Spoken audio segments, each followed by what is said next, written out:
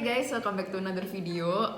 Di video kali ini aku bakal bacain tips-tips dan juga strategi dari para peserta SBMPTN 2021 tentang gimana sih caranya supaya mereka bisa lolos SBM tahun ini. Nah, jadi kemarin itu aku beberapa hari yang lalu sempat nanya di snapgram aku dan mungkin bakal aku show di sini. Jadi waktu itu aku nanya ke mereka tentang tips dan juga strategi mereka dalam belajar itu gimana sih supaya bisa dibagiin ke kalian para calon-calon peserta yang bakal ikutan UTBK tahun 2022 supaya bisa jadi berkat buat kalian. Dan mereka baik-baik banget mau secara volunteer ngasih tahu tips dan juga strategi mereka dalam belajar itu gimana guys. Dan di sini bakal aku bacain sekarang juga karena ternyata cukup banyak yang mau sharing pengalaman mereka gitu. Oke guys, langsung aja kita bacain dari yang pertama. Jadi yang paling pertama reply snapgram aku itu adalah Aurelia Benedicta. Dan dia itu bilang harus sering-sering bahas soal dan usahain nilai TO atau tryout terus meningkat.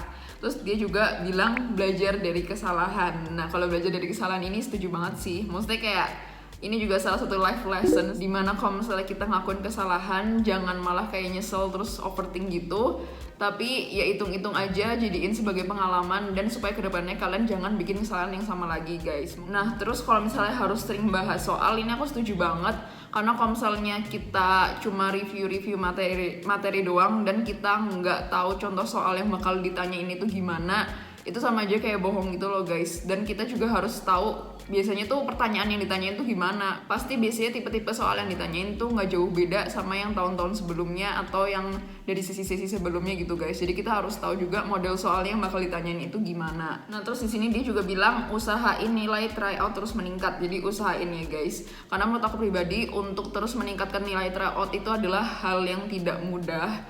Karena aku juga dulu malah jarang banget tryout karena menurut aku kayak tryout itu nggak terlalu efektif gitu buat aku. Justru mending waktunya aku pakai buat belajar. Nah tapi kalau misalnya emang kalian punya banyak waktu buat belajar dan masih ada banyak waktu luang buat ikutan tryout, itu menurut aku nggak apa-apa banget. Dan alangkah lebih baiknya lagi kalau misalnya nilai tryout kalian terus-terusan meningkat seperti apa yang udah dibilang sama teman kita ini guys. Nah terus ada tips dari Herumahendra _ katanya belajar dari 6 bulan sebelum UTBK. Nah menurut aku 6 bulan ini adalah waktu yang ideal sih buat belajar UTBK. Karena menurut aku kalau misalnya 3 bulan, dulu kan aku 3 bulan ya guys belajarnya, itu mepet banget, bener-bener kayak nggak bisa review semua materi, bener-bener cuma cukup latihan soal doang sih kalau aku dulu waktu itu. Dan ya puji Tuhan dikasih lolos gitu. Jadi bener-bener waktu itu aku ngerasa beruntung banget karena persiapannya mepet banget. Nah di sini kita dikasih saran belajar 6 bulan sebelum UTBK. Tapi kalau menurut aku pribadi, belajarlah selama mungkin yang kalian bisa. Jadi kalau misalnya kalian punya waktu 1 tahun, pakailah waktu 1 tahun itu buat belajar. Jangan sampai kayak nanti aja deh tunggu 6 bulan sebelum UTBK. Ya menurut aku kalau misalnya emang kalian punya 1 tahun, kenapa nggak kalian pergunakan 1 tahun itu buat belajar UTBK gitu guys. Tapi mungkin untuk waktu yang ideal itu adalah 6 bulan ya guys. Jadi pastikan kalian punya minimal 6 bulan sebelum UTBK guys buat persiapan. Nah selanjutnya ada tips dari Feral JB _ Nah Feral ini salah satu yang aku bukain kemarin pengumuman SBMPTN-nya dan dia lolos juga guys.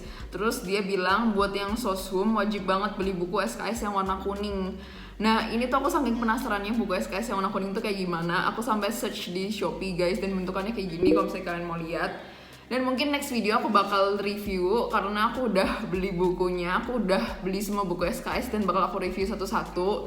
Karena aku penasaran banget kayak apakah seampuh itu gitu bukunya. Karena bener-bener ternyata waktu aku cari di Shopee juga banyaknya yang dijual tuh yang warna kuningnya aja. Bahkan yang warna biru yang IPA-nya itu kayak nggak terlalu seterkenal yang buku kuningnya itu loh guys. Dan yang buku kuningnya itu sampai edisi 6 juga, sedangkan yang buku IPA-nya itu cuma sampai edisi 2 gitu. Jadi aku benar-benar penasaran sama buku SKS yang warna kuning itu. Jadi nanti kalian kalau penasaran nonton review aku di next video ya guys. Dan kemungkinan buku yang IPS itu bakal aku giveaway-in guys, karena aku nggak tahu di rumah ini juga bakal dipakai buat siapa. Kalau misalnya yang IPA mungkin bakal dipakai buat dede aku, tapi kalau yang IPS kemungkinan besar bakal aku giveaway-in guys. Jadi kalian pantengin terus channel aku ya guys, jangan sampai kelewatan. Nah selanjutnya adalah tips dari Anggi MHRRN.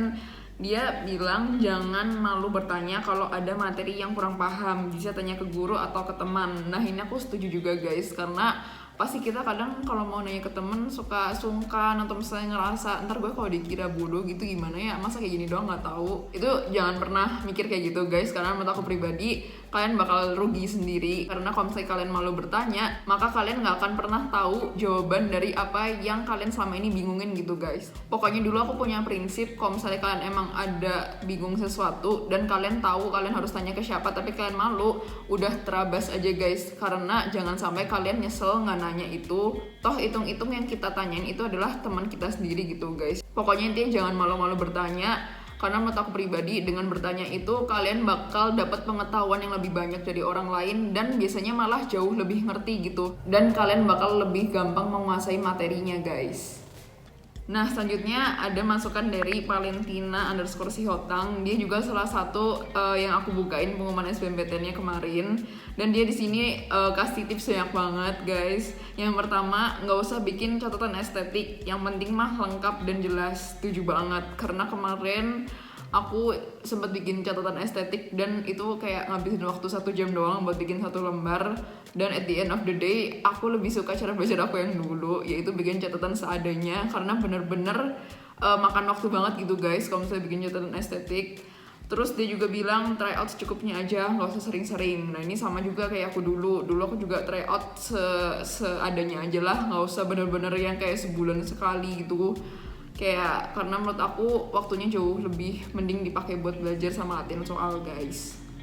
Nah selanjutnya dia juga bilang mulai belajar dari materi, jangan langsung ngerjain soal karena pasti nggak ngerti dan malah bikin ngedown. Ini bener banget, karena waktu aku baca masukan dia yang ini tuh kayak I feel you banget gitu, can relate banget. Karena jujur dulu aku belajar bukan mulai dari materi dulu, jadi aku bener-bener belajar langsung latihan soal. Karena saking mepetnya waktu buat persiapan, aku sampai nggak punya waktu buat nge-review materi, jadi aku langsung lompat ke latihan soal. Dan itu bener-bener ngerasanya kayak kok gue nggak pernah belajar ini ya dulu waktu SMA, kayak atau gue aja yang bodoh atau gue nggak inget gitu materinya.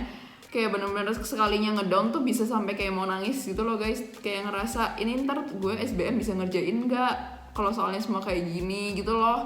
Kayak ngerasanya bener-bener udah hopeless di awal dulu. Dan menurut aku pribadi bener banget apa yang dia bilang, yaitu mulai belajar dari materi, jangan langsung ngerjain soal. Bener banget guys. Jadi buat kalian para pejuang UTBK 2022, kalian dengerin kata dia ya guys, kalian belajar dari materi dulu, jangan langsung ke soal dulu supaya nggak insecure duluan guys.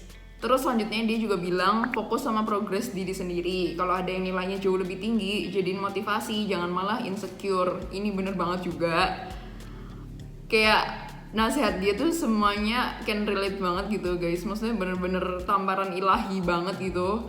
Karena jujur pasti bawaannya kalau ngeliat orang lain kayak ih sumpah dia jago banget ya, kayaknya udah siap banget buat UTBK gitu. Meanwhile kita tuh kayak belum siap sama sekali. Terus endingnya kita malah jadi insecure dan fokus sama perkembangan orang, bukan fokus sama perkembangan diri sendiri.